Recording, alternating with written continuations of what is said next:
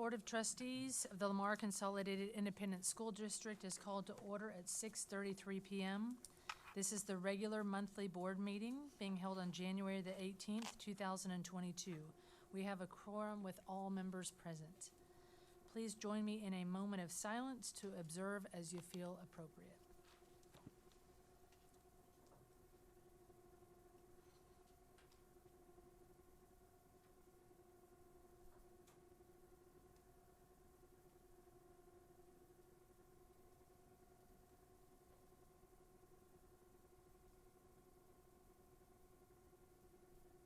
Okay, please stand and join me for the Pledge of Allegiance and the pledge to the Texas flag.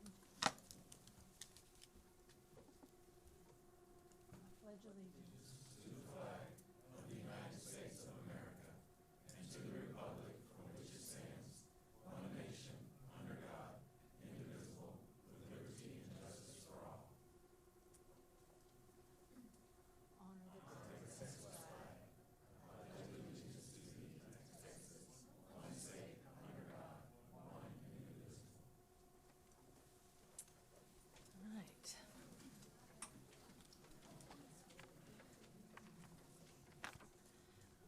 Dr. Nivens, are there any recognitions or awards this evening? Yes, ma'am. There are some recognitions and awards this evening. So we all know January is School Board Recognition Month, and tonight we acknowledge 7 dedicated and instrumental individuals who make up the Lamar CISD Board of Trustees. Their tireless commitment and service to our students, staff, parents, and entire LCISD community is key to the continued success of our district. In a time where we're all facing challenges and situations that require us to elevate our reasoning and decision-making and our love for one another, it is appropriate that this year's theme is Rise Above. So we appreciate your unselfish contribution to Lamar CISD, and would like to say thank you to you all. And so we have a short video we'd like to play for you.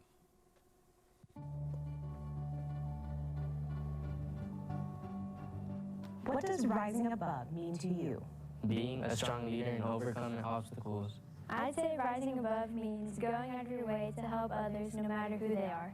I think it's holding yourself to a higher standard, always. Setting an example for others to follow. What does someone who rises above look like to you? A person who deals well with difficult situations without letting it affect them. So I think that someone who rises above is an individual who doesn't get caught up in the noise and always does the right thing regardless. Someone who's outwardly optimistic and wants to lift people up with them. To our Lamar CISD Board of Trustees, thank you for continually showing each of us what it means to rise above. We appreciate you and all that you do for our students, staff, and district.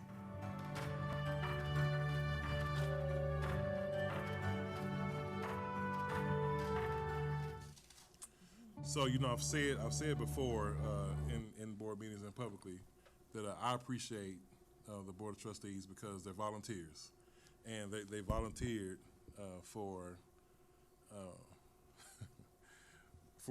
to do a job that's very challenging in a pandemic. And if you recall, last month I talked about the percentage of people that actually say thank you to you for always making decisions in the best interest of all the students that we serve. And so again, I just want to say I appreciate you. You can tell by the gifts that you receive that our district appreciates you, and I know our parents do as well because you guys make sure that our students are taken care of. And so, if you guys will help me congratulating and thanking our Board of Trustees.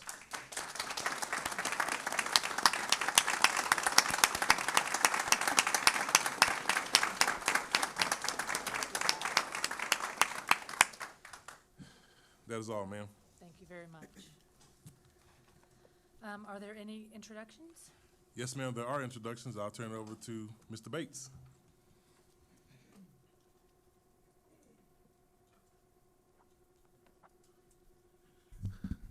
Thank you, Dr. Nivens. Good evening, Board of Trustees. We want to take the time to welcome one of our newest members to the LCISD family. And to be able to do that introduction, I would like to introduce to you all our Executive Director of Human Resources, Mrs. Christine Music. Good Good evening, Board of Trustees, Dr. Nivens. So it's my pleasure this evening to introduce to you our newest assistant principal for Meyer Elementary. We have Janitra McCurrow.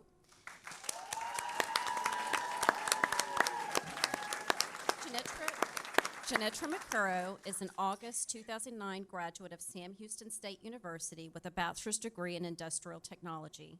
She received a master's degree in 2020 in educational administration from the University of Houston Clear Lake. Ms. McCurrow has 8 years of experience in education, including 5 years of teaching experience and 3 years as an ELA reading specialist. And Ms. McCurrow is here this evening with her husband, 2 children, her mother, and other family members. Get her family to stand up. There they are. Wow. That's great. Wow. Oh, that's fabulous.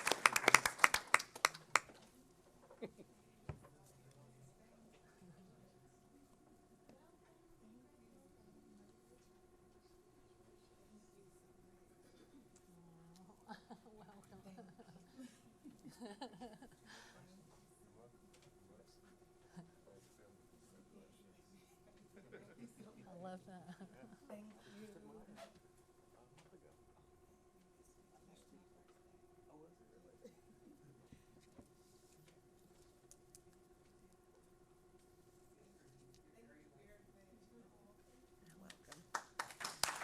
Will you read the first resolution? I'm going to have Mandy and Zach just going to go with the resolution, the first resolution, second, third resolution. Okay, That is all, Madam President. thank you. Okay, Mrs. Johnson, are there any public comments? Yes, Madam President. If you wish to address the board, you must fill out a card and submit it before the presiding officer calls the meeting to order. While speakers generally have 5 minutes to address the board, the presiding officer may establish an overall time limit for public comment and adjust the time allotted to each speaker when necessary to accommodate a large number of speakers. However, no member shall be given less than 1 minute. All of this is in compliance with HB 2840. Each speaker tonight will have 5 minutes. While the board values hearing from members of the public, trustees may not respond to comments as they are prohibited by law from discussing or deciding any subject that is not on the board's publicly noticed agenda. Speakers having complaints against individual district employees or trustees may only address the board after filing a complaint form and in the manner provided for the board policy DGBA employee complaints, F&G student and parent complaints, GF public complaints. The presiding officer or designee shall determine whether a speaker has filed a complaint according to policy. Any speakers who complain of an individual district employee or trustee during public comment will be directed by the presiding officer to stop addressing the board and will be referred to the appropriate complaint policy. Please state your name when you come forward. Madam President, our first speaker is Vicki Kaufman.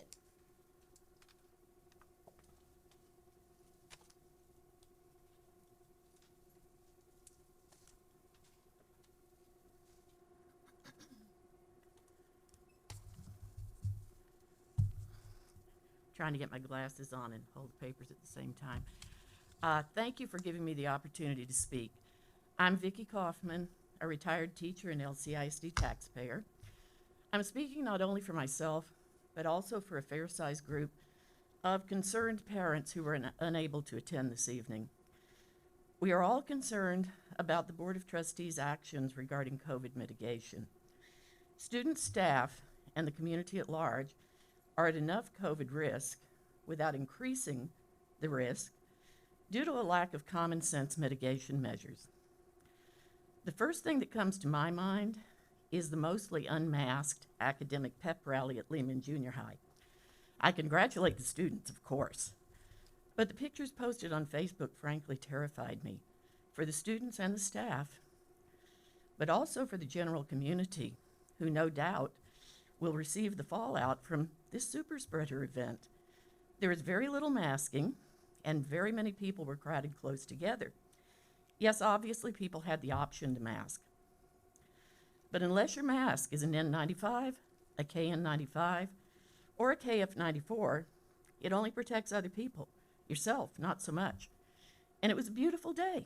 The rally could easily have been held outside. A mask mandate would provide protection to all, even those who cannot get or cannot afford masks more protective than cloth. I know our governor has forbidden mask mandates with very questionable legal authority to do so. However, Houston ISD continues its mask mandate, and this has been upheld by the courts so far. Visitors are again being allowed on campuses as we are dealing with a COVID variant so contagious that it now makes up 95% of the sequenced cases in this country. It is being called the second most contagious virus on the planet, second only to measles.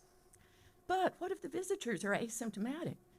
Well, according to the Harvard Medical School, a person with COVID-19 may be contagious 48 hours before starting to experience symptoms. In fact, people without symptoms may be more likely to spread the illness because they are unlikely to be isolating and may not adopt behaviors designed to prevent spread.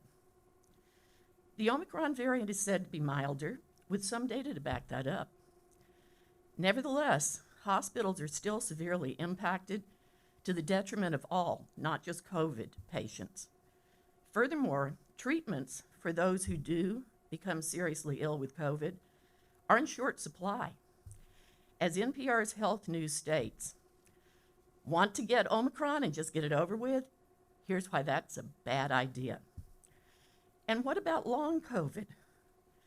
According to Penn State College of Medicine researchers, more than half of the 236 million people who have been diagnosed with COVID-19 worldwide since December 2019 will experience post-COVID symptoms, more commonly known as long COVID, up to 6 months after recovering. Improved ventilation would also help. I understand that LCISD's filtration remains the same as before the pandemic, and that TEA said it was unnecessary to improve it. Personally, I'm not sure I consider TEA an authority on ventilation and disease transmission. According to the EPA's website, EPA, ASHRAE, which is an association of heating, refrigeration, and air conditioner engineers, who should know, and CDC recommend upgrading air filters to the highest efficiency possible that is compatible with the system, and checking the filter to minimize filter air bypass. Fort Bend ISD has upgraded to MERV 13, but LCISD is still using MERV 8, the same as before the pandemic.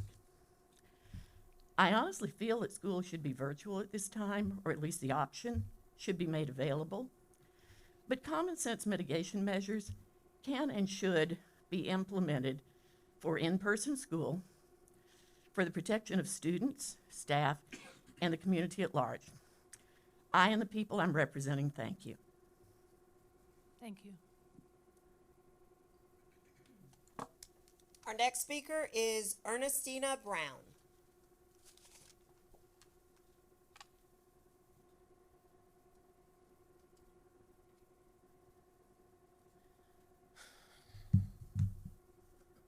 Good evening. My name is Ernestina Brown, and I come to address also the COVID measures. I, for one, support individual freedom, and we are in a state that is also recognizing it. And I think it's up to parents to decide whether their children should be protected with a mask or even with a vaccination. I think that facing this new variant that it has been reported, although it has been said that it's very contagious, the symptoms are also very mild, and as a matter of fact, it is reported it is already receding. For that reason, we would like to support still the individual freedom and the parents' choice to do what is best for their children, not only with COVID, but with any kind of event happening with them. I also wanted to report that we're still having problems with the Department of Transportation.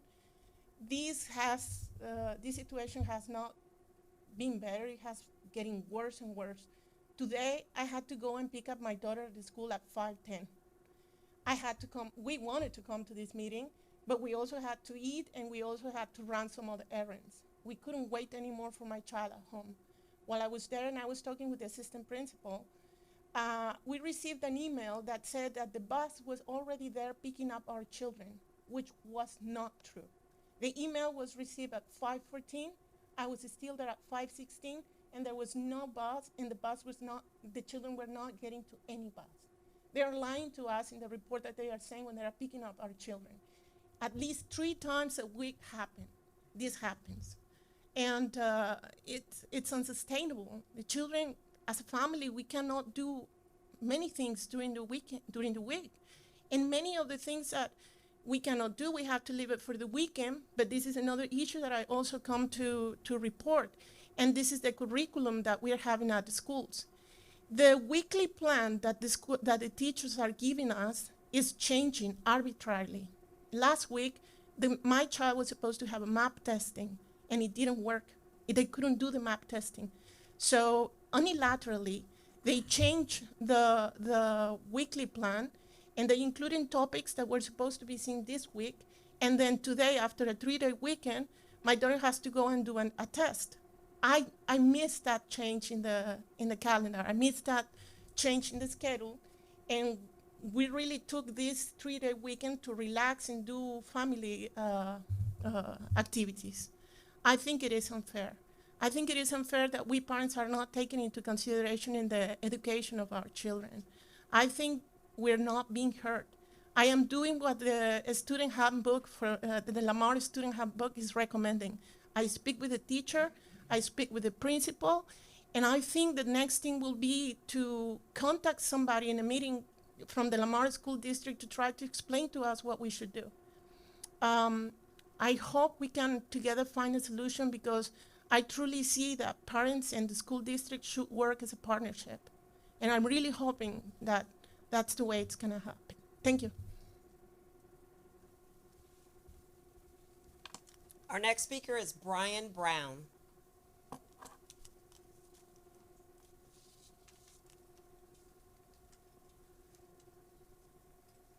Good evening, Board. Good evening, Dr. Nevins. I'm Brian Brown. I'm a parent of a Bentley Elementary student and a Roberts Middle School student. First of all, I'd like to say I appreciate that you've all kept cool heads when it comes to the pandemic situation. I know you've all been studying the situation, and so far, we've been able to get by without extreme measures, and I appreciate that. So the Library Book Selection Committee has already had its first meeting, and my wife is grateful to have been considered as one of the members. One of the topics of the Book Selection Committee was the First Amendment that protects freedom of speech. In that framework, I'd like to express my disagreement about the way children and parents are treated in schools. I've followed the guidelines of the LCISD Elementary and Secondary Student Handbook. However, this has not prevented some overreach by the staff at the schools my daughters attend. I have requested from the beginning the code of conduct for the elementary school that one of my daughters attends, and have been told that such document does not exist, and have been referred to the general code of conduct outlined in the elementary student handbook. Since the beginning of the school year, I've tried to have a list of disciplinary actions that the school takes when there's misconduct on the part of the students without success. In this way, my daughter has been involved in situations where her behavior has been questioned without being able to explain to us exactly what her violation was. Furthermore, she has been disciplined in a way that my wife and I consider to be disproportionate to the activity that was happening. One of these disciplinary actions involved withdrawing the privilege of recess. A primary school should not be managed as a prison where pupils, like prisoners, have outdoor free time as a privilege. neither parents nor our children are serving a sentence by attending school in this country. Parents and children are free individuals. I should not have to tell the staff or educators the necessity of recess to children. It shouldn't be seen as a privilege. It should be a normal part of activity of every child's, especially in elementary school. I mean, they need the time to play with other kids. I mean, it's necessary. According to LCISD, there should also be a policy that describes the way that parents and family can be involved at school. I've also requested this policy from the school, and none was provided. I've been trying to establish what the program will be for the week at school, and although my wife and I think that Canvas has the potential to be a useful tool, we also see it is not properly used, which leads to more confusion. Sometimes the information provided there is not well organized or not published. Sometimes it is misleading. It shows an assignment is missing when it is not, and overall is just not reliable. I've been in close contact with the teachers to figure out how best to use Canvas, but sometimes that leads to more discussions and misunderstandings. Information changes at the last minute, and there is nothing for us parents or children to do. It seems as though teachers did not receive training on how to properly use Canvas, and there's no standards. It's inconsistent across every class that uses Canvas. The same goes for many of the apps that are in ClassLink, which Canvas is a part of that ecosystem of tools. The resources seem to have a lot of potential, but there's just no consistency in the way any of the tools are being used across the classes. We've tried our best to use the tools LCISD provides for us to better be involved in the education of our children. Unfortunately, many times our input is totally disregarded, which makes us wonder again how this partnership between the parents and schools works. Constantly, we parents are treated condescendingly, maybe in the same manner that children are treated from that perspective. I can understand also the frustration some students have when they claim that they are not being heard. When students not understand rules, they turn to us parents, and we also don't understand those rules. So our children's, which leads us back to the First Amendment. We are told schools should respect it, but then, in fact, continuously disregard it. Our children's First Amendment's rights is a right to protect, though we parents, we ask respectfully that the school district to respect our First Amendment rights and allow us to be part of the education of our children. Thank you. Our next speaker is Lori Lee.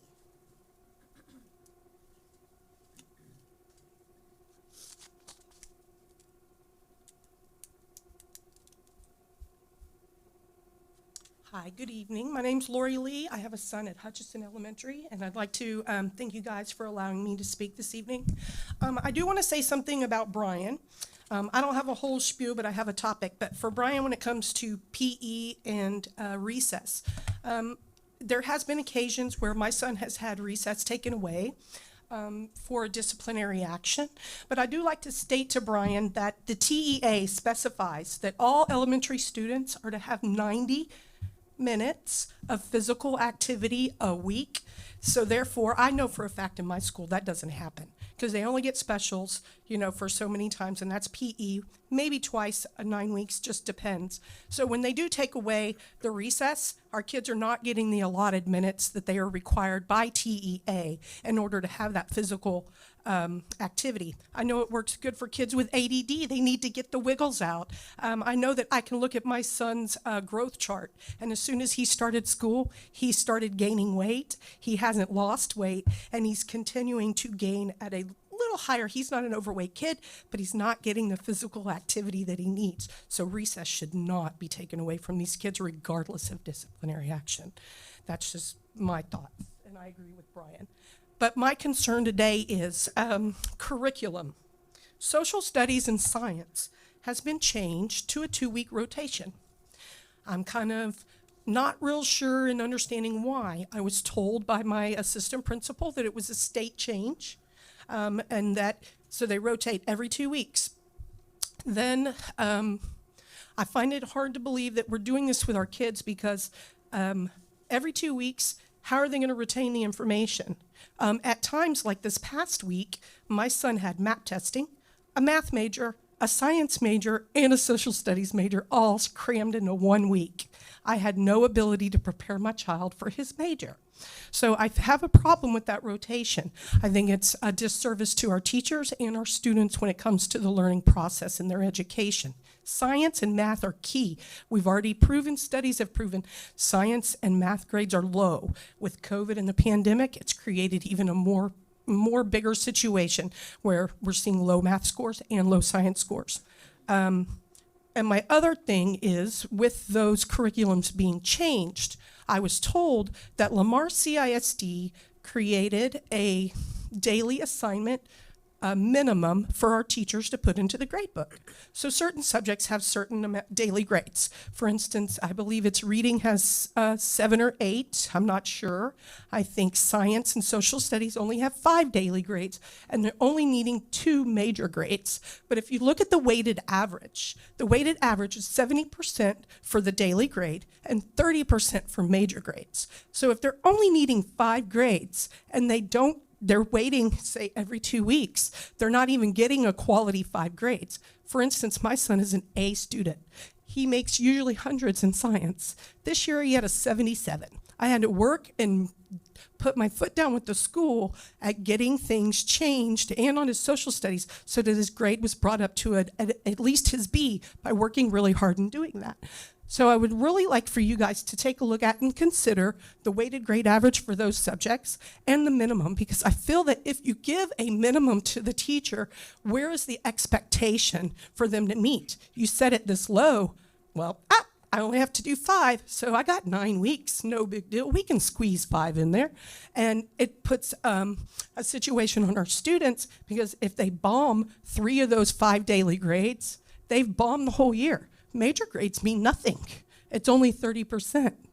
So those daily grades are important. So I really would like for you guys to hopefully find a better solution to that 5 grade minimum in some of those subjects so that it can also help our students and put our teachers up have a little higher expectation in the teaching and education process with our students. Thank you. Our next speaker is Helwig Vandergryten.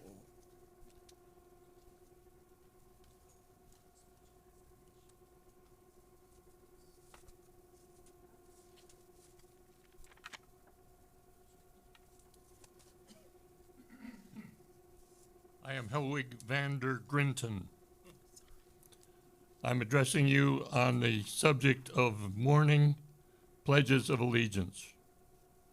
As a substitute teacher, I have noted that some students refuse to stand during the morning pledges. This disrespectful conduct should not continue to be ignored. I recommend that the current rule, which requires students to recite the pledges each school day morning, be changed as follows.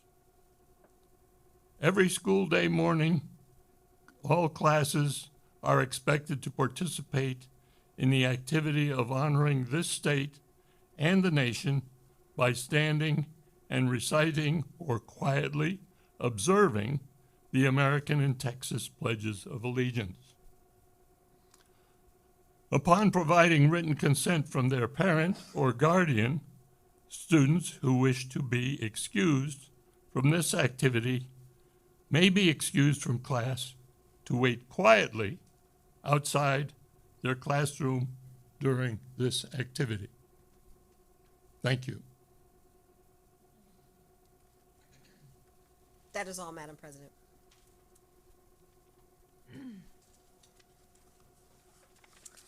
Okay, next, are there any board member reports? Stanziger, all right. We did have a good vacation, so not very much, but once we got back, Dr. Nivens and I did get to visit some schools last week, and it's on. Can you hear me? How's that? Is that better? Okay. and we were able to stop by Jane Long and Seguin and Pink and Def Smith and Wessendorf, and we saw a lot of good teaching and students happy to be back, especially over at the little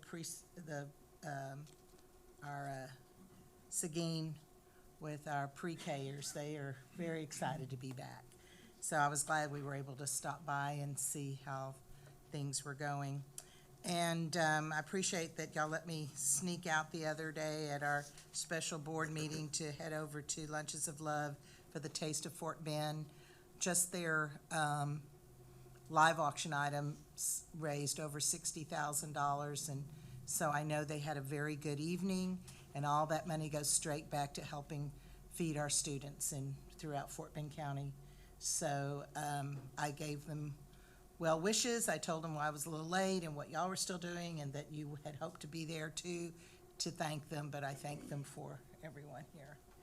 And then Friday night, I was able to run over to Terry High School and see Spamalot from one of the musicals this month, and the kids did a fabulous job, and just congratulations to everyone at Terry High School Performing Arts Department, and I'm eager to see both Fulcher and Foster's performances in the next couple of weeks. Thank you. I was recently able to go to Frost Elementary and Wessendorf Middle School, and I want to say thank you to Dr. Hood and Mr. Jones for their nice campus tour. Been to both of them before, but I haven't been there in a while, and it's my first time since Mr. Jones has been the principal there to see the campus. So that's all I've been able to do this month so far. It's only halfway through. You got Only halfway. Lots more.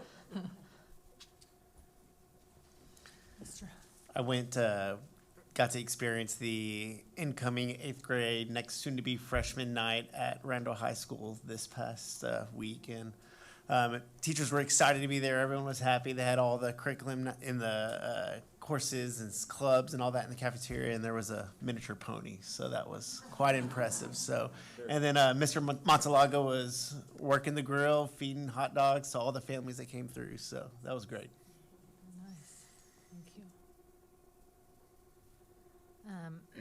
I was able to watch the Ridge Point George Ranch High School basketball game. That was very exciting. We did not pull it out in the end, but it was very close. It was a good game. And also I was able to attend the Lamar CISD Safety and Security meeting.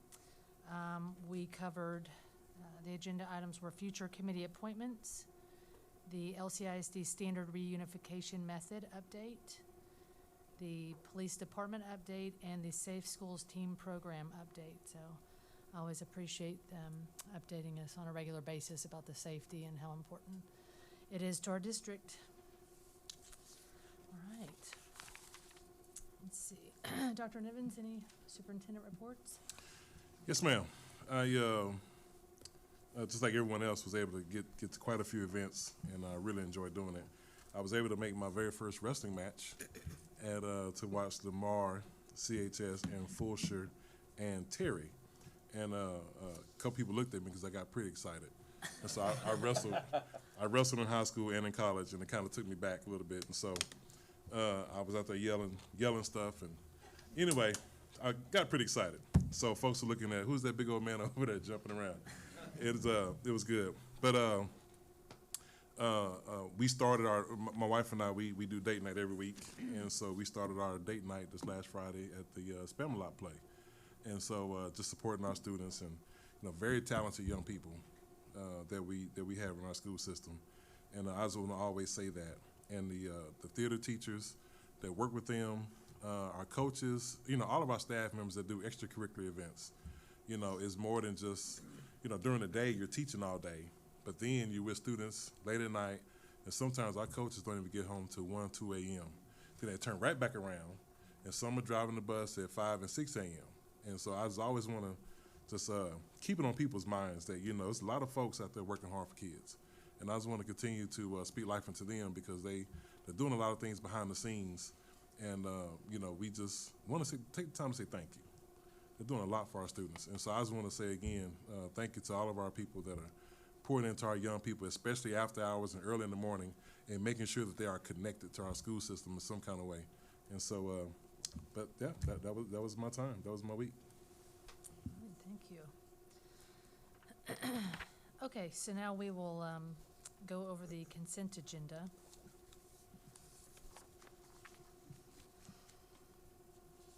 Let's see. So we will be pulling on the consent agenda.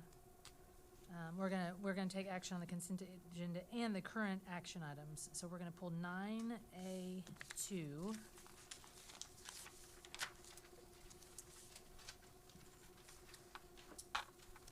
Which is the approval of Texas COVID Learning Acceleration Supports Use of Funds Plan. Are there any other items the board would like to pull on the current consent or current action items?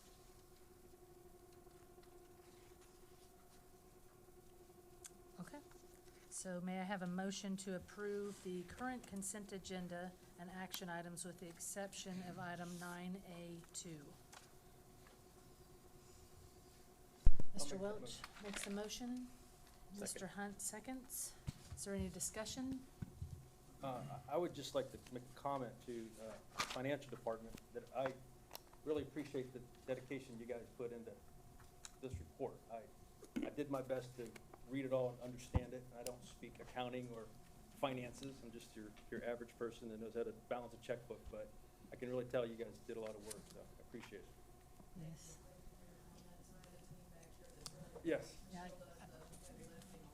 I can't see Ms. Reynolds. There she is. Thank you. Yes. All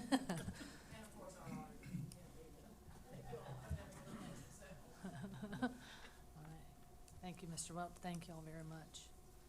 Okay. Any other discussion? Okay. So all in favor, raise your hand. Say aye. Aye. Okay. None opposed. Motion carries.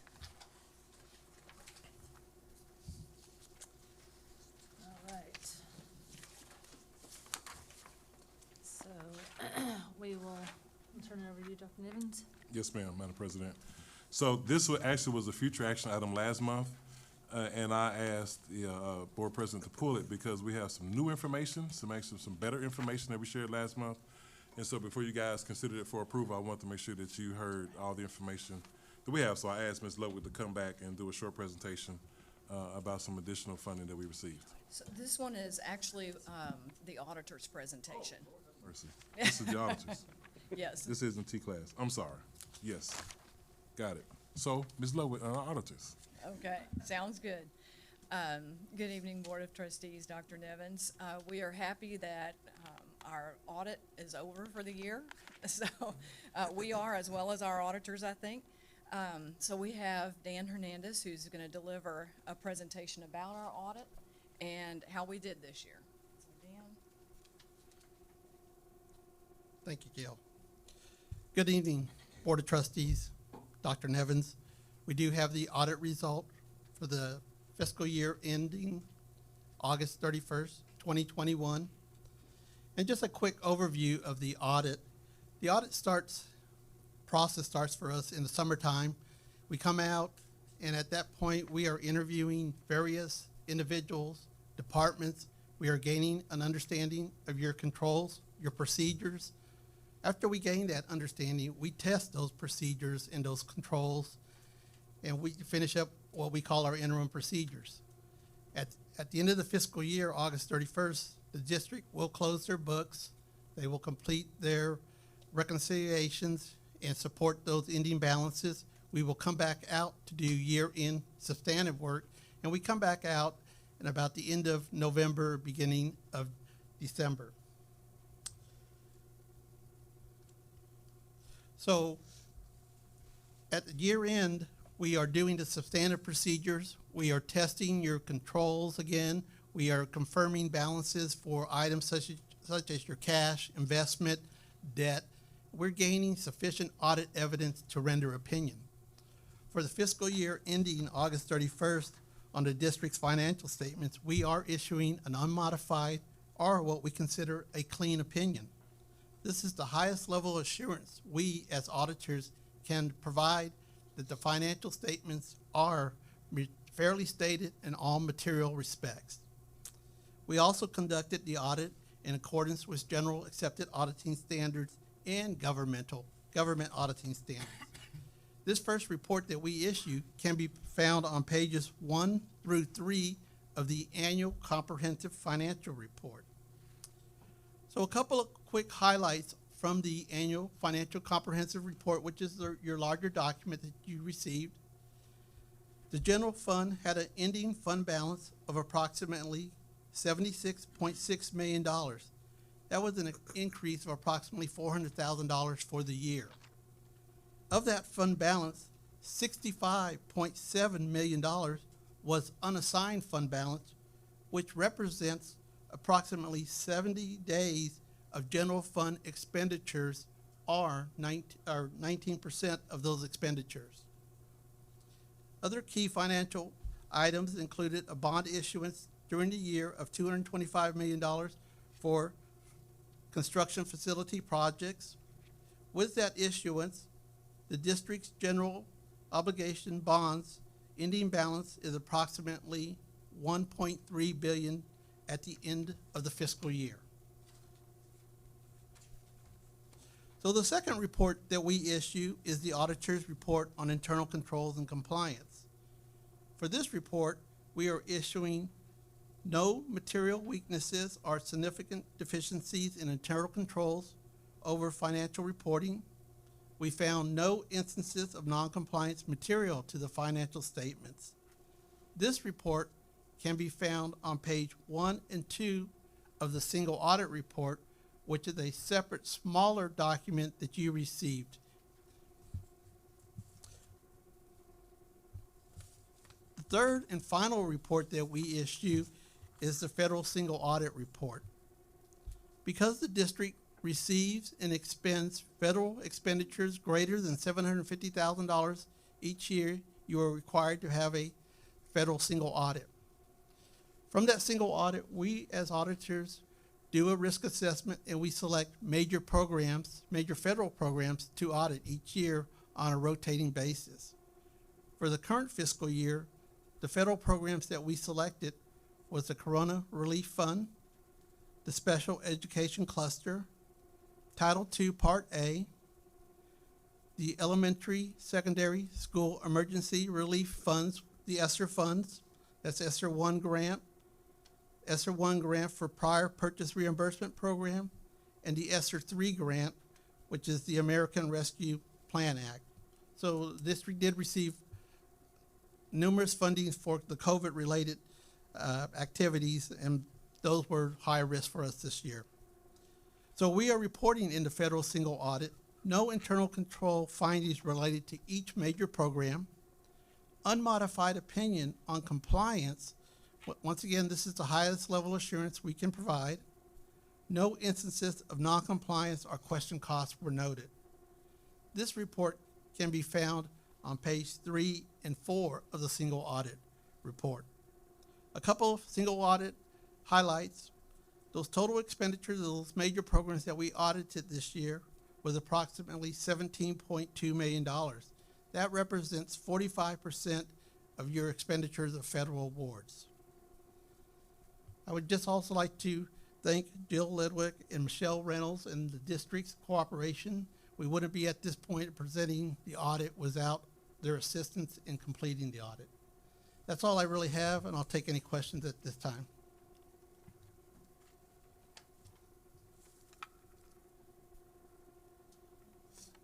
Okay, thank you.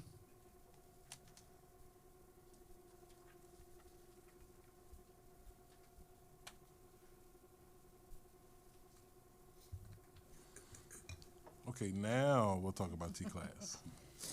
Yes. Okay, so if you'll recall from last month, T-class stands for the Texas COVID Learning Acceleration Supports. And so I have two main things to point out. We've got on page 51 of your packet, I'd like to direct your attention to the use of funds plan. So that is going to encompass how we're going to use both parts of this grant.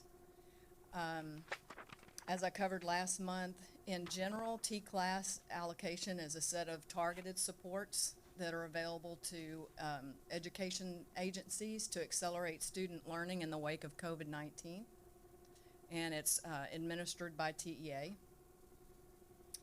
The thing I'd like to point out this month is that we are receiving an additional allocation of $812,500, and that's to support a high-quality after-school program. It's going to be focused on high-impact tutoring. Those funds will include a project lead, amounts for contracted services, for extra duty pay for, and then some tutoring monies, as well as some supplies and materials. We have lots of rules and requirements to follow with that money, but we feel like we'll have a high impact after-school program. One other thing, these funds are provided in two forms: direct monetary and in-kind supports. The way those are allocated are still subject to change, but the total dollar values will be the same. So with that, I'll answer questions.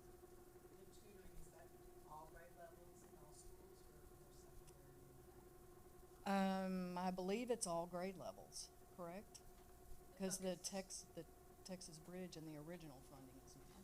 For the vetted tutor tour, there are some that come through, like Texas College Bridge into high schools, but the primary focus is K through really 8th grade. Okay. The majority for the high impact after-school program. Okay, thank you. I have another academic question. How is tutoring being facilitated now, and how are students being identified for needing that intervention?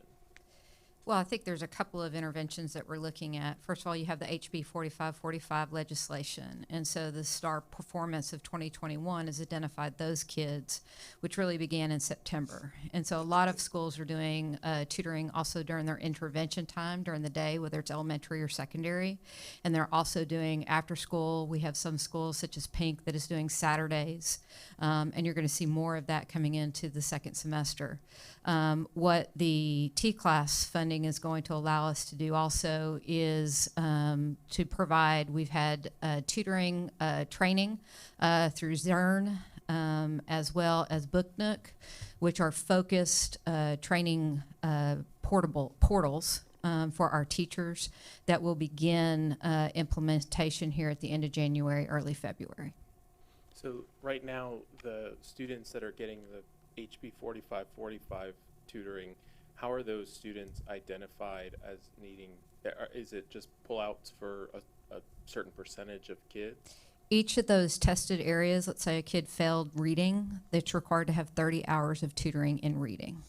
So when you say they failed reading, you mean last year's? Yes, and the STAR. Oh, last year's STAR, Yeah. okay. And then some schools are doing Saturday. Are some schools doing before school? Yes. Okay. Yes, sir. Yeah. And so the only students that would be eligible for that are the ones that did not pass a STAR last year. Are you talking about the T-class funding?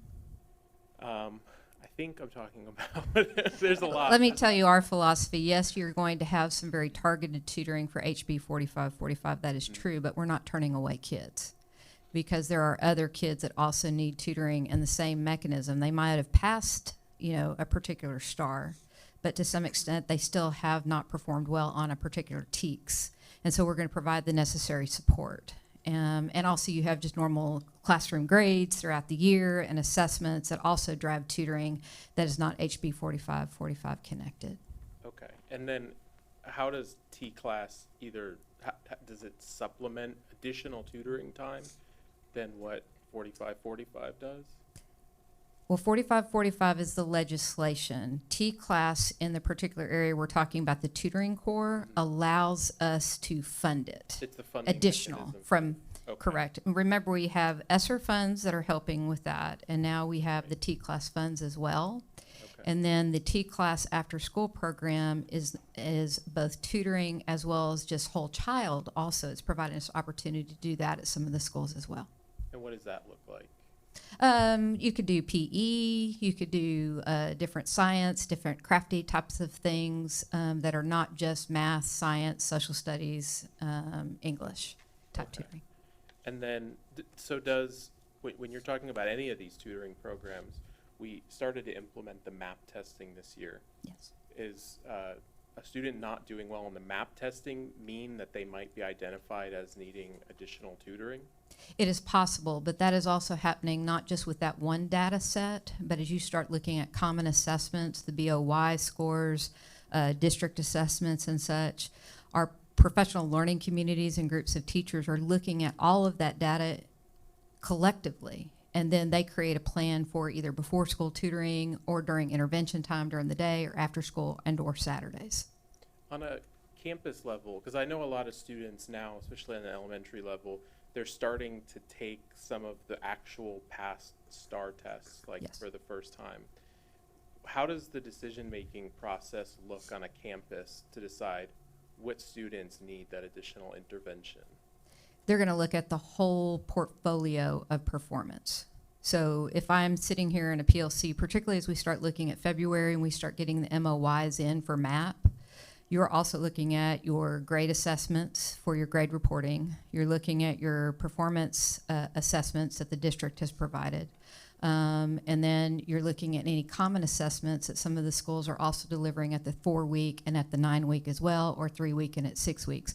And collectively, as they're looking at that as a whole piece, that's how they're beginning to determine how they're going to support the kids, and whether that is tutoring or during intervention time. So that's the data that's used, but on a campus level, and it might be different for every campus, what does that process of actually taking that data and determining which students get the intervention, like who's involved in that process and when is that happening?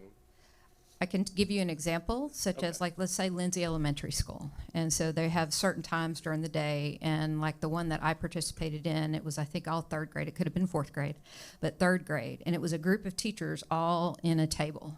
And they had kind of like all of the kids that are listed in that grade. And they went through the common assessments, they looked at the BOY, they had a whole spreadsheet, and they began to talk about, these are some of the, teachers were providing both qualitative input as well as what you could see quantitatively.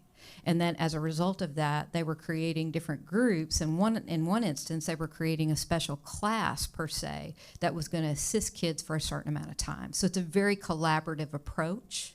That is gathering a lot of feedback, using the data as a piece of the conversation.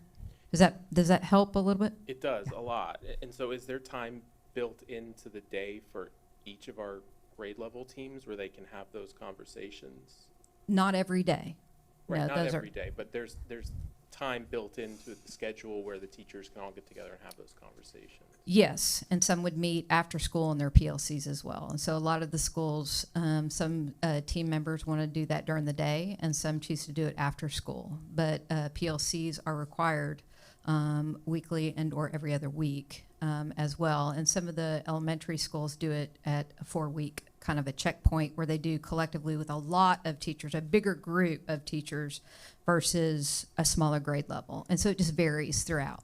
Okay, thank you. All right, you're welcome. So, I was just gonna, okay, I'm sorry, just one more thing, Yeah. I'm just making a, maybe, because usually in the second semester is when teachers, especially in elementary, start seeing students that are just not where they need to be, basically is what we say, is they haven't made the gains. So that's when different classrooms would, and teachers and grade levels would get together. But some schools have extra funding and some don't. So is this trying to subsidize those schools so that they can have the tutoring? Because, in the past, it was, you can't have that many because we don't have the money to do it. So is that why we're getting the extra funds? No, To be able to do this? we know that for number one, for ESSER funds, everybody received funding. Right. For HB 45, every campus received funding. It was based upon a per pupil allocation based upon the number of exams that the student failed. And so every campus, regardless, based upon that criteria, received ESSER funding to support this. The high impact tutoring and the VTT core is focusing a lot on our campuses that have struggled and that we've identified really as either having a D rating or an F rating last year. And so they're getting in addition support for that. And so it is a smaller number of schools than the whole because we were able to support them with HB 4545 as well. But that doesn't necessarily mean a student that's being pulled for tutoring is about ready to take a STAR test. It's just showing that they need extra help so that they can get back to where they need to be so they can be successful, that grade level and then the grade level next year. Correct. Though kids have not met approaches or that cutoff, we Right. have found kids that have been quite successful that have dropped. And so it's trying to make sure all kids are growing forward. And so that's important to us as well. Okay, good. I have a quick follow-up on the ESSER funding that was provided to schools that are doing their interventions during the intervention time, during the school day. Where is that funding going? If it's happening during the school day, and are like existing teachers the ones that are providing that 45 tutoring during the intervention time? Correct, but that would not be paid for extra duty during their contract time. This would be more their Saturday camps. Some are also planning some individual campus camps over the summer as well, because HB 4545 is still the current legislation.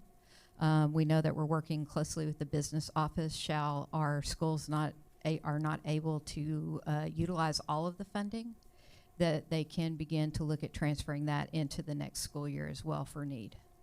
So are there some schools that are just doing their intervention during intervention time and therefore they won't need any of the ESSER funding, and so they're just going to carry it into the general budget for next year?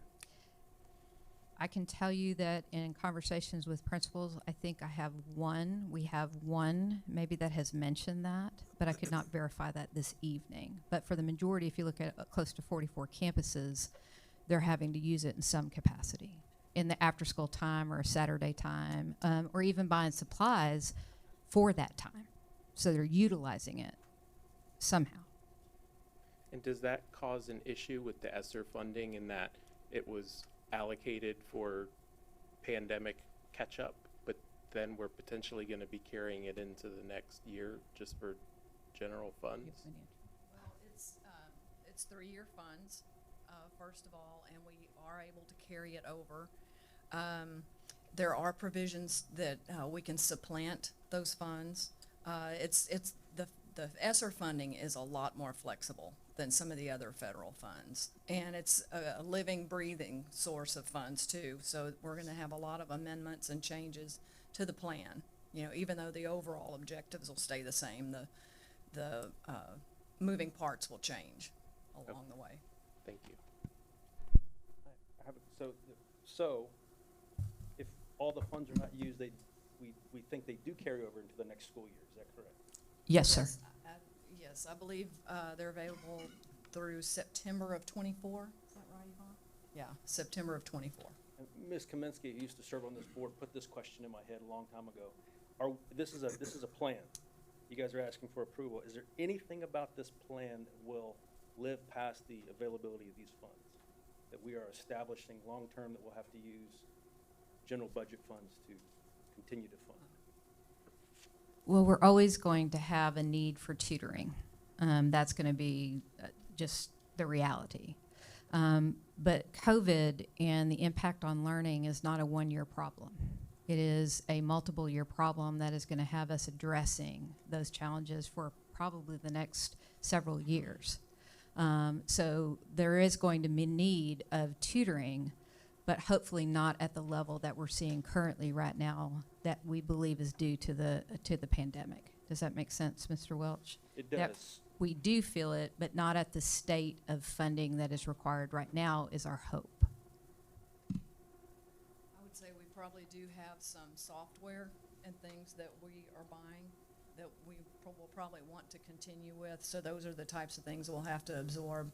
But the larger costs like salaries, we're not really committing salaries of personnel units, which is what gets some districts in trouble, you know, and then you have to find a way to bring that into the general fund after the federal fund ends. It's like any government program. Once it's given birth, it never dies. That's true. And sometimes that's a good thing, but many times it's not. So I just wanted to make sure we're all clear going forward here. Thank you. Other questions? All right, wonderful. Thank y'all so much. Okay, so now we'll go ahead and. Okay.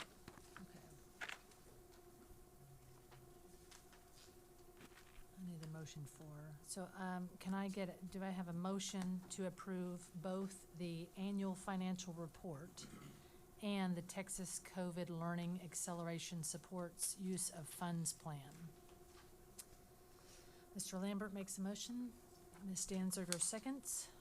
Any further discussion? Okay, all in favor, raise your hand, say aye. Okay, none opposed, motion carries. All right, so, Mr. Hunt, if you will start us off with the first resolution. We're now gonna read we have 3 resolutions this evening.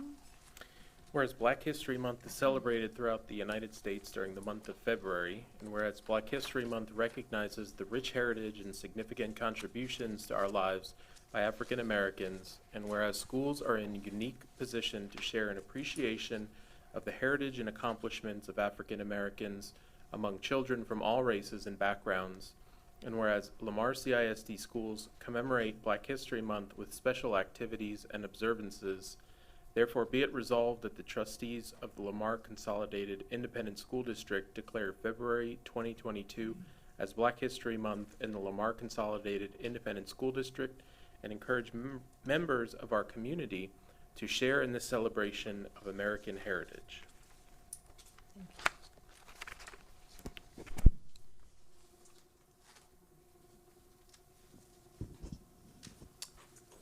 Whereas the Association for Career and Technical Education has designated February 1st through 28th, 2022 as Career and Technical Education Month, and whereas profound economic and technological changes in our society are reflected in the structure and nature of work, placing new and additional responsibilities on our educational system, and whereas career and technical education provides a career connection and is the backbone of a strong, well-educated workforce, which fosters productivity in business and industry and contributes to America's leadership in the international marketplace, and whereas career and technical education gives high school students experience in practical, meaningful applications of skills such as reading, writing, and mathematics, improving the quality of their education, motivating potential dropouts, and giving all students leadership opportunities.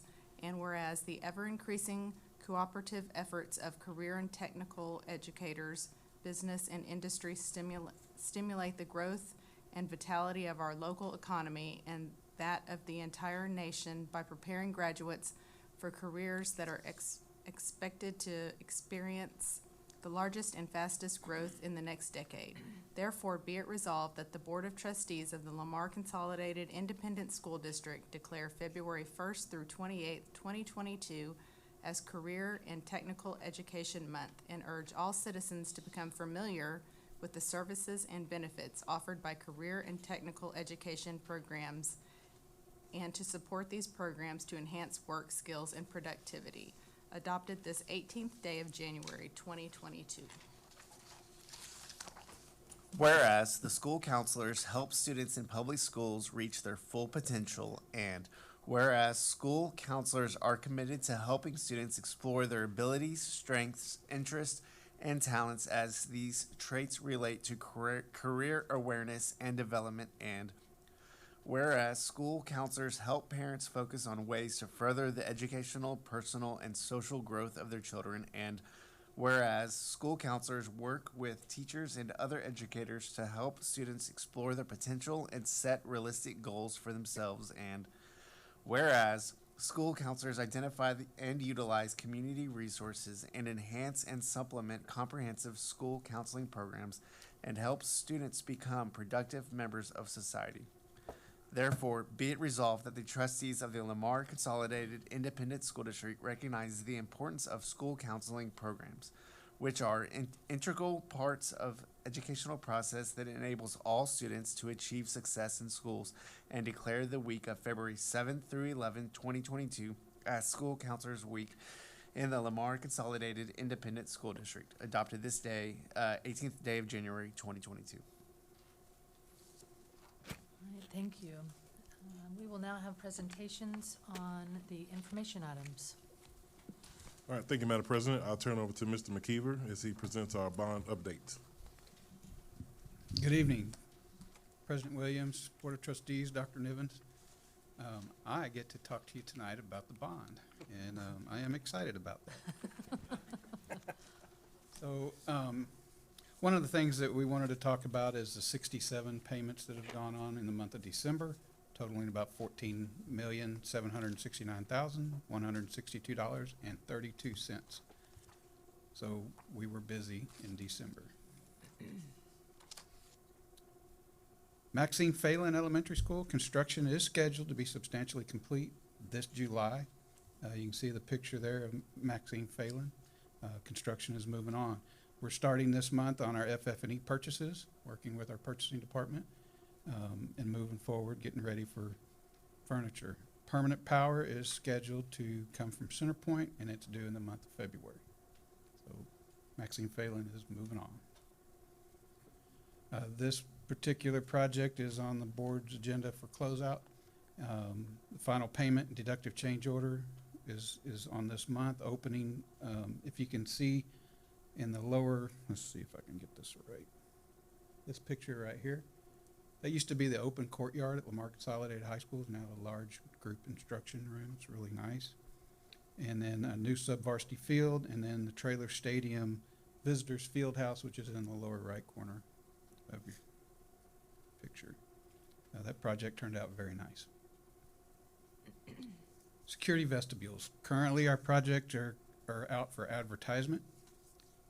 General contractors will be recommended at this February board meeting.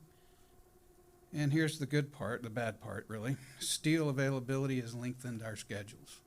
This is due to all the other long lead items that are coming from the COVID and different supplies.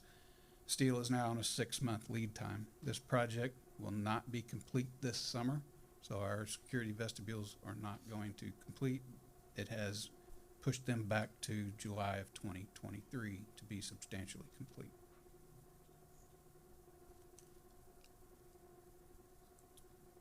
So our technology side of the bond, approximately 450 student laptops, 137 staff laptops, and 134 desktop computers have reached their end of life, 5 to 7 years old, and no longer meet district requirements for performance or reliability. These computers are primarily located in campus laptop carts, classrooms, and libraries. Dell Technology provides service, hardware, and software licenses through a DIR competitive bid, and CDWG provides software licenses through a TIPS contract. The estimate is $800,000 and will be funded using remaining 2017 bond computer refresh funds and 2020 bond computer refresh funds. The district has also approximately 1,000 network access switches that connect and power devices such as computers, printers, telephones, and wireless access points. Many of these switches are old, failing, and obsolete and need to be replaced. The timeline for purchase has been moved up due to the network hardware supply chain issues. Rock IT offers these services through a TIPS cooperative purchasing contract. The estimate is $3.8 million and will be paid out of the 2020 bond fund dedicated to network upgrades. That's all I have for the bond update this evening. Any questions? Mr. McKeever, Yes, sir. you said that the security vestibule won't be complete until July 2023. Is that something they can only do during the summer? Or? No, sir. We're still working hard, but when we had originally our schedules had a substantial completion this summer. And now 24 weeks of lead time for just steel, that's not going to happen. So we'll still be doing some work, but due to student management and keeping the schools open, parts of it will not be able to be done this summer. So we'll be working through nights, weekends, holidays, and it'll drag it on out into next year, hopefully before the summer, but that's how we will be proceeding with these projects. Thank you. How do we, so knowing steel's gonna be 6 months out, how do we go forward with that? I mean, do you think that's gonna be kind of a permanent thing? I mean, I know you can't predict that, but I'm saying, is that what it's looking like, or is it just temporary? For a while, we're seeing that across the board on all of our projects. So what, do we order all that now, or how does that, As soon as we get notice to proceeds and we get our bonding and information from our contractors that are awarded, that's one of the first things that they go after is longer lead items like that. And so we order those right away, yes. Yeah.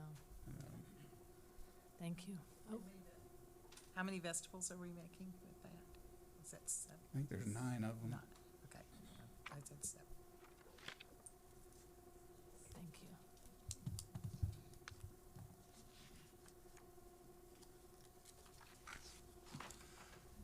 All right, board, next we have Ms. Cole Hamilton to talk about our academic calendar development process.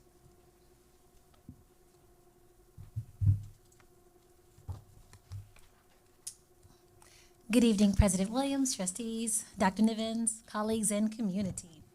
So the district is in the process of developing options for the 22-23 academic calendar, and our process consists of 3 steps: development, feedback, and refinement. So in developing our calendar options, our district administrators and our team are looking to prioritize and ensuring that all the options align with the goals and missions and needs assessment of the district.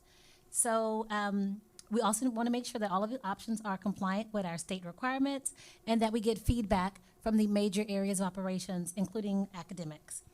For the feedback phase, the district-wide Student Improvement Council, which we call the DSIC, will discuss and provide feedback. Now, this committee is made up of teachers, parents, community members. It's comprised of about 100 individuals, and they actually meet this Thursday. They're going to review the calendar options.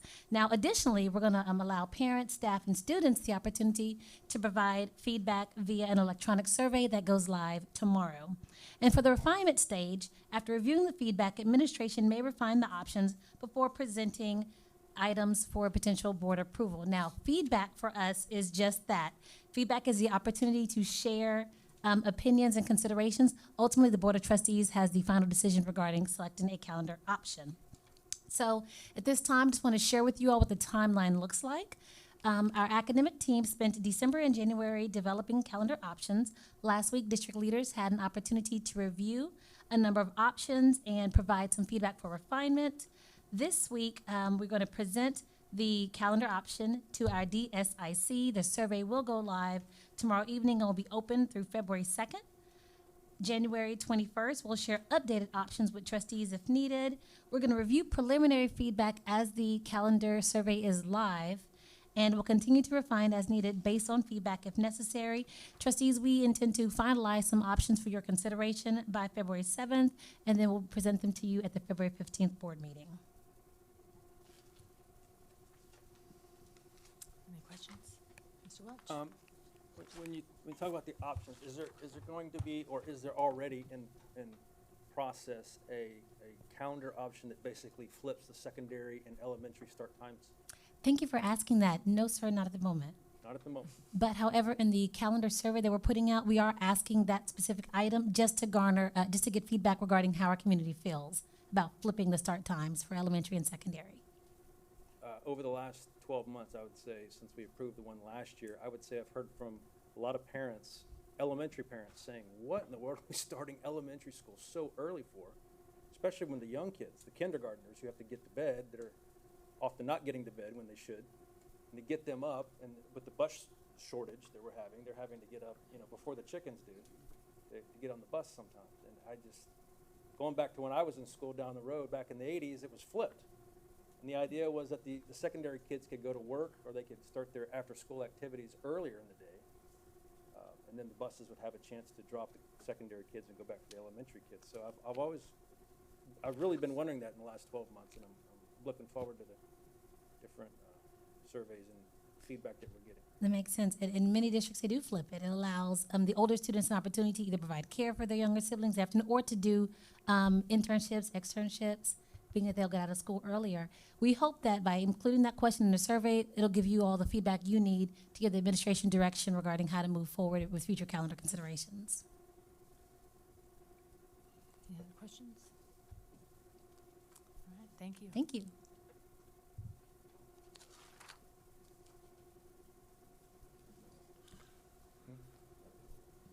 Next board, we have Dr. Mossett. She's going to come up and talk about extra duty for our reading academies. Madam President, members of the board, and Dr. Nivens, I am providing some information this evening about extra duty pay that will be provided to all teachers that are participating in the TEA required reading academies this year as well as next school year. Per House Bill 3, passed by the 86th Texas legislature in June of 2019, all K through 3 teachers, including special education teachers and principals, are required to complete the HB3 reading academies by 2023. Starting in the 23-24 academic year, teachers and principals must have started the year-long reading academies before placement in a K through 3 campus and or classroom.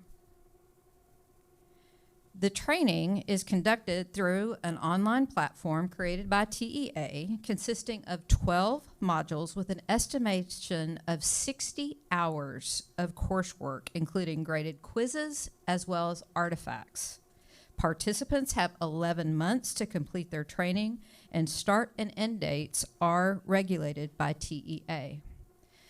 Positive news that I'm bringing forward this evening is that we are going to provide extra duty pay for up to 60 hours for each teacher participating in the reading academies both this year and next year with ESSER funds, which will total approximately $1.4 million over the next 2 years to support the TEA initiative.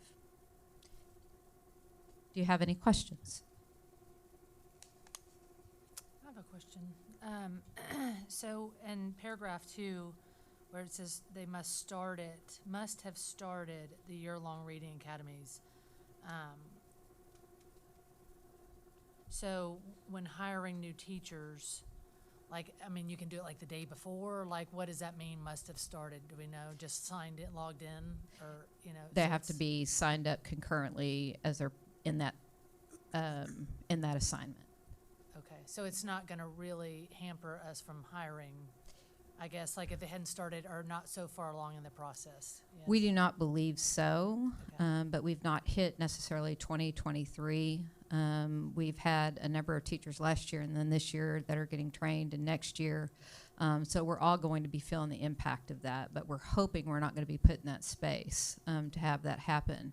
Remember, teachers cannot teach K through 3 if they're not in the reading academies. And so if we hire somebody and we're not able to get them into the reading academy because it's already started, let's say we have a late hire, September, October, then their assignment might be a higher grade, and somebody else who's been trained would have to teach the K through 3. That's just the realistic piece of the puzzle, I think. I think it's great that y'all are supporting the teachers like this. I really do, because I know that's a lot added to their plates. So I appreciate that very much. I have a question. Yes, ma'am. Have you heard anything if the universities, if someone is graduating with an elementary ed, would they be able to start taking this before they were actually hired? Or is this something that once they get hired, then they have to start the process? Once they get hired, they have to start because they're taking the Science of Teaching Reading exam.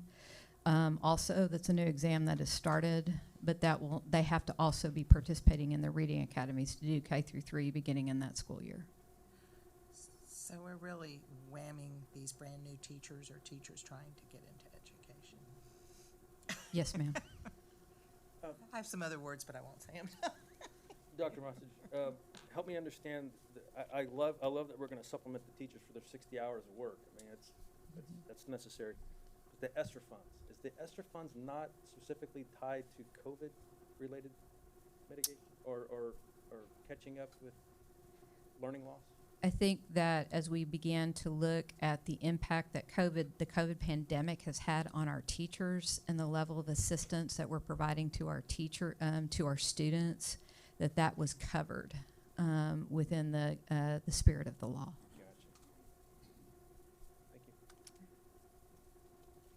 Thank you.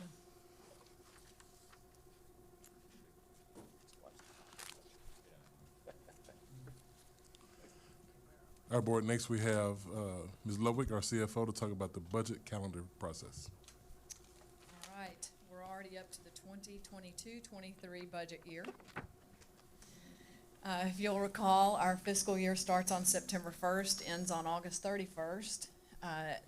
The budget calendar provides a list of important dates that leads up to the budget adoption of the 3 budgets that are required to be adopted officially by the Board of Trustees, which are the ones for the general fund, the debt service fund, and the child nutrition fund.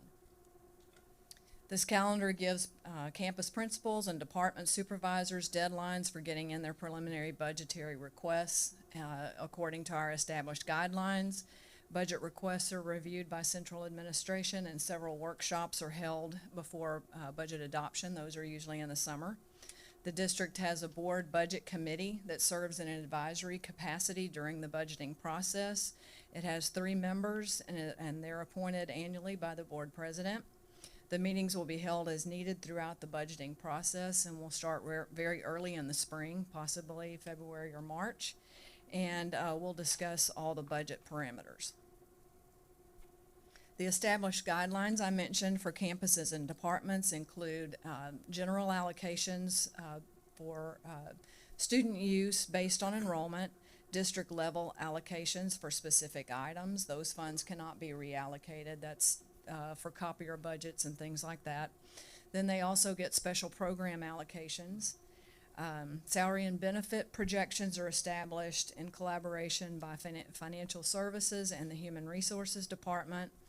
We base those on roll-up data, anticipated student growth, and other program information. We discuss salary increase scenarios. We do several of those, and then we also review employee benefit offerings. Of course, the revenue projections are very important in this process as well. Those are done centrally by financial services.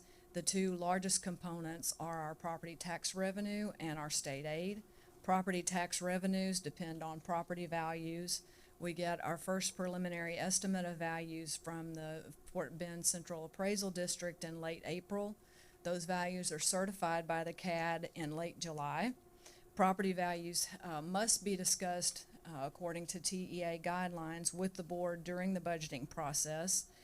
We have to meet truth and taxation guidelines and publication guidelines and things like that. And we also do tax rate modeling during the whole process. The revenues from the state of Texas depend on many variables, especially enrollment, attendance, and special program participation. By law, we have to have the board adopt our budget by August 31st of each year. The tax rate must be set by September 30th, so there's a little more time for that. The tax levy is assessed and statements are mailed out by the Fort Bend County Tax Office in our partnership with them. With that, I'll answer any questions you have about our budget process. All right, thank you so much. Okay. All right, board, Ms. Ludwig will stay up and we'll talk about the issuance of bonds for Lamar CISD. It's that time for that as well. Item 11A1 is asking for your approval to authorize the order that authorizes the issuance of our bonds, the Series 22 bonds, and also approving our preparation of an official statement and some other activities that happened during this process. If you'll recall, the voters of the district authorized the issuance of $666.8 million in schoolhouse bonds last November of 2020.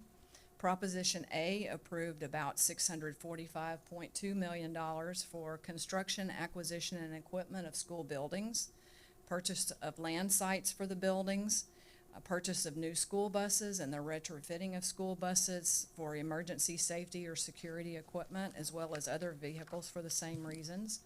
Proposition D approved $21.582 million for the acquisition or update of technology equipment. Our first installment of bonds were sold in 2021 in an amount of $240 million. And so based on the requirements of our project schedule, administration and the district's municipal/financial advisor are recommending selling the second and final installment of the bonds. So we'll sell all the authorization that we still have, which is about $426.8 million from the two propositions. The board will have to approve the order authorizing the sale of bonds, and within the order, there are going to be certain parameters that have to be met to execute the transaction. With us tonight are our financial advisor, Terrell Palmer, and also our bond counsel, Jonathan Farrells. So they'll be able to answer any questions you have as well. Originally, the administration had anticipated 3 sales, but because of rapid growth, we are looking at an accelerated construction schedule, especially due to middle school number 6, potentially high school complex number 7, and additional land purchases. Other projects will include additions and renovations to existing facilities, elementary school number 34, the Development Center project, and also a new transportation center. Prior to the first sale of bonds, a team of 15 underwriting firms was selected via request for qualifications, and that will remain in place for all the bond transactions relating to the 2020 referendum. The selected underwriting team has ability to assess the district's goals and effectively market the bonds. The team consists of underwriters, a sales force, and bankers. Prior to the transaction, our municipal advisor will assist us in selecting the combination of underwriting teams whose strengths will support us best in the transaction. And we have already started modeling tax rates for this sale of bonds. And with that, I can answer any questions, along with Terrell and Jonathan. Mr. Welch has a question? I remember in the past talking about bonds, there were going to be the 3 sales. Yes. Whether it was the 2020 or the previous one. And I was told at the time, if I remember right, that the administration didn't want to start paying interest on the bonds. Is that the reason why you break it up? You don't just go out and sell the 666 right off the top? It can be one of the reasons, yes. But we are in need of the funds, especially with the lead times and things that Kevin and his team have talked about, as well as our growth and the need for the facilities and the renovations.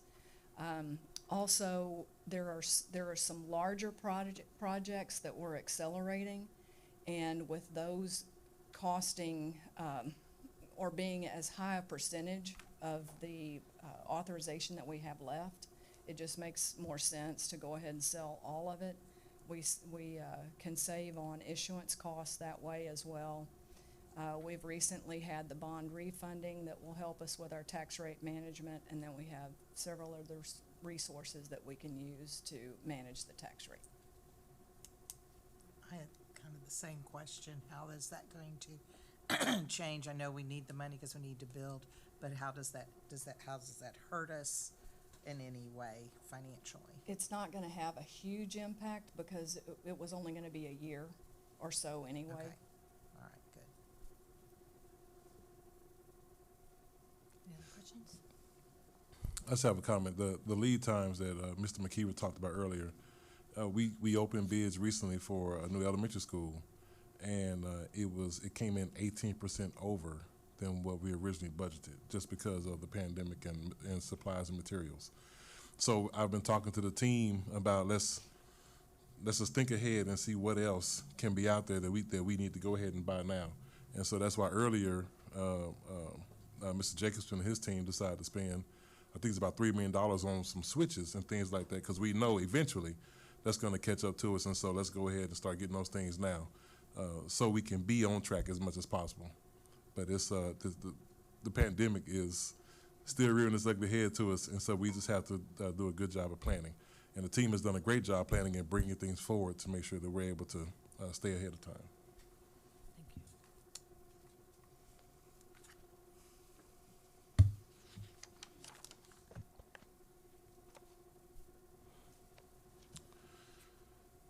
All right, board, next we'll have Mr. Bates talk about our HGI counseling services.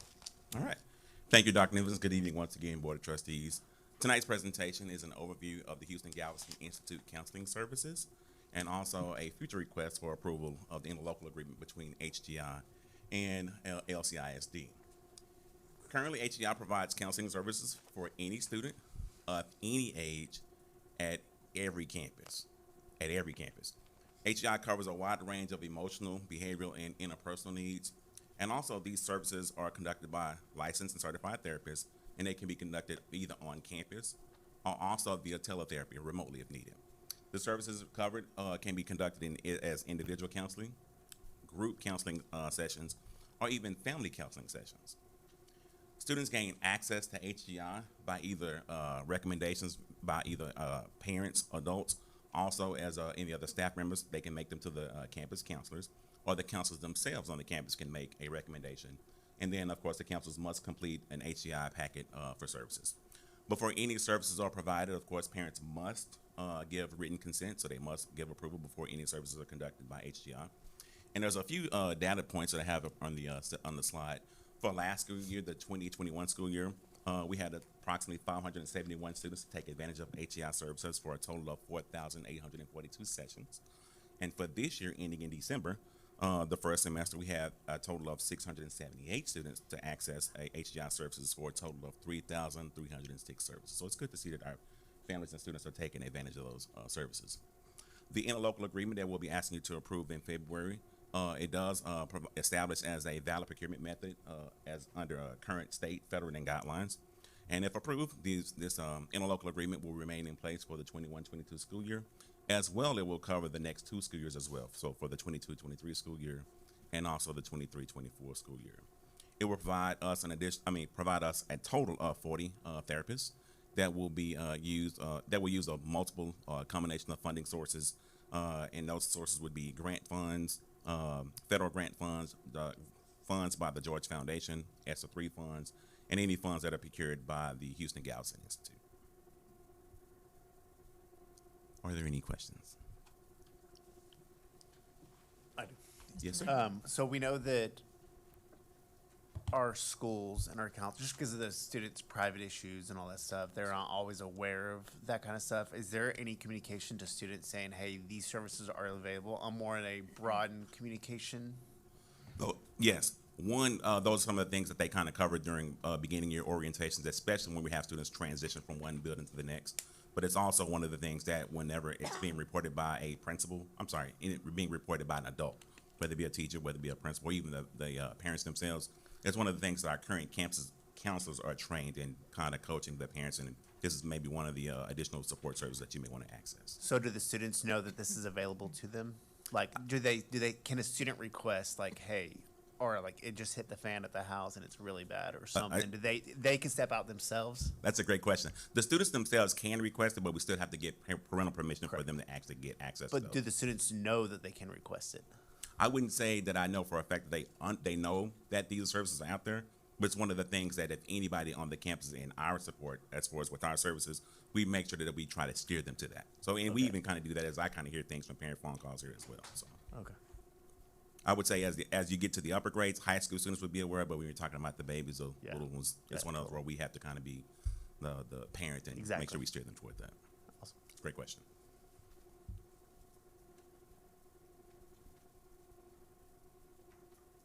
Thank you.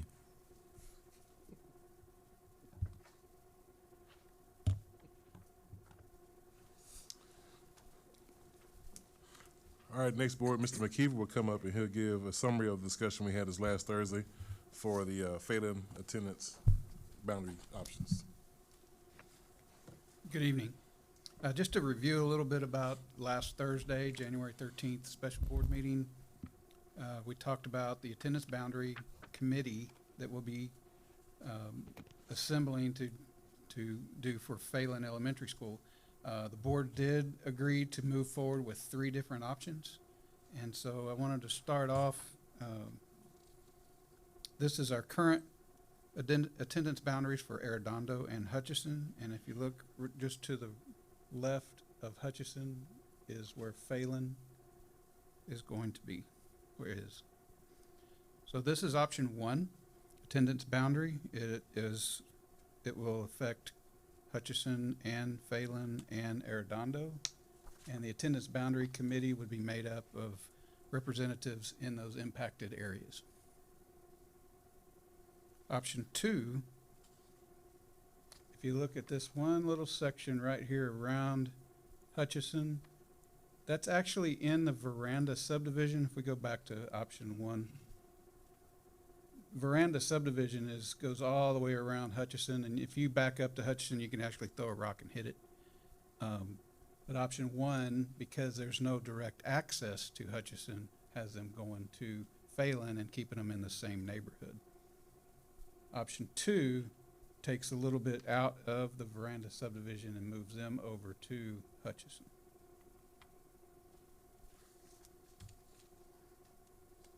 Okay, moving into option 3, now we're affecting some more elementary schools. You got Williams here, Thomas right here.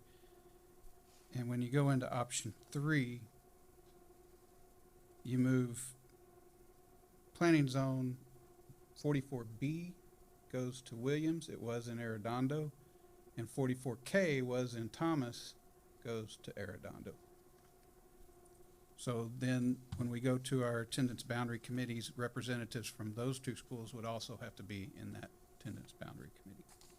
So as we move forward, we have attendance boundary committee meetings set for the 27th, the 3rd, and the 10th of February in order to finalize it and bring it to the board on February 15th at the regular board.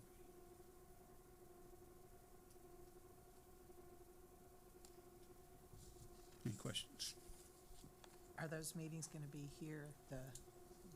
They are scheduled to be here in the boardroom, yes. Okay. The one last thing I did want to mention in this option, it brings these schools for the next decade to stay under capacity. The option 3, yeah. Yeah. All right. Well done. Thank you, Mr. McKeever. Thank you.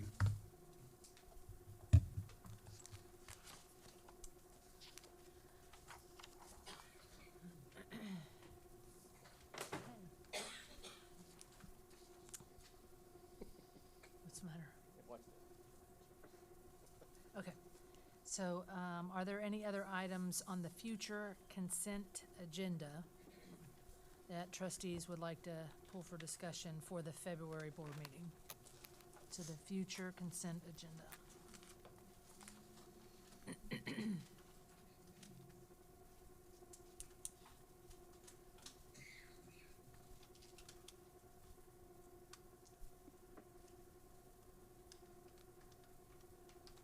Okay. Hearing none. All right, so it is now 8:11 p.m. We are going to adjourn to closed session pursuant to Texas Government Code Sections 551.071, 551.072, 551.074, and 551.082, the Open Meetings Act, to discuss personnel, land acquisition, or consultation with our attorney.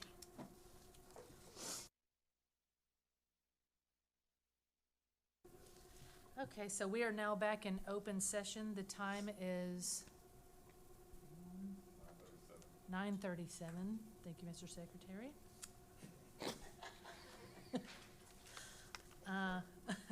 We have a quorum with all members present. Are there any motions to be made? Mr. Welch. Madam President, I move that the Board of Trustees approve personnel as presented. Second the motion. Any discussion? All in favor, raise your hand, say aye. Aye. Okay, none opposed. Motion carries. Any other motions? I have a motion I move that the Board of Trustees give notice of proposed termination for good cause for the following probationary contract employees: Melissa Do your best. Horna and Carrie Gross. Do I have a second? Mr. Hubenak seconds. Is there any discussion? All in favor, raise your hand, say aye. There's none opposed, motion carries. Madam Chairman, I move that the Board of Trustees gives notice of proposed termination for good cause for the following term contract employees for Courtney Gallion and Timothy Bowden. Is there a second? Mr. Lambert seconds. Is there any discussion? Hearing none. All in favor, raise your hand, say aye. Aye. Motion carries, no opposition. Okay, are there any future agenda items to be added?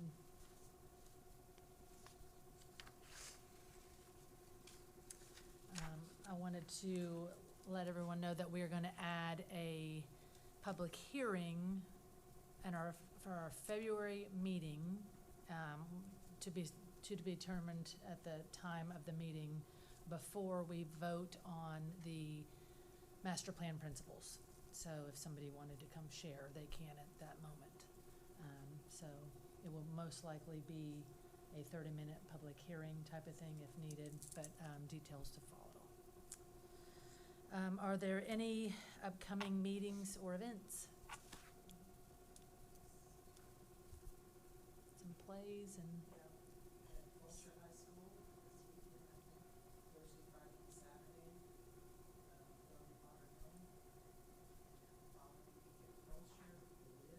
At Foster.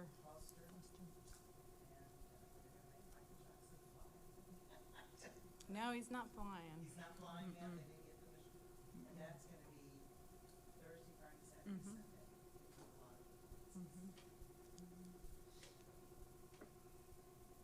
Just be aware that he's coming up. Well, we feel very loved by all the gifts tonight and appreciated, so it's an honor to serve this district. I know we all feel the same way, so thank y'all very much. Meeting is adjourned. It is, what time? What time is it? 9:40 p.m. I don't have any.